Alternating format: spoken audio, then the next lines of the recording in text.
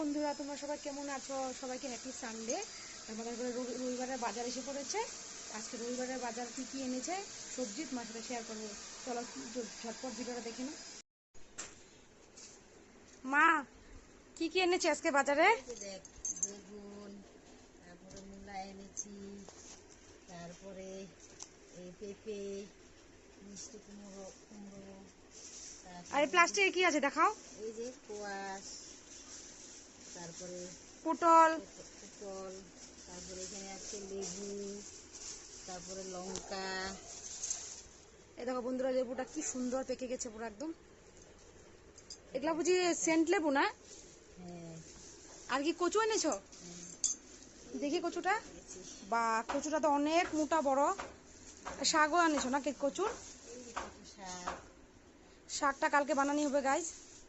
হ্যাঁ। কালকে নিরামিষ আছে, আজকেও নিরামিষ। কারণ কি, কালকে আমাদের ঘরে একাদশী পালন করা হয়। আমরা সবাই একাদশী করি, তার জন্য একাদশী পালন করা হয় আজকে সংযম। তাই আজকে নিরামিষ খাবো, সবজি দিয়ে রান্না করব আজকে।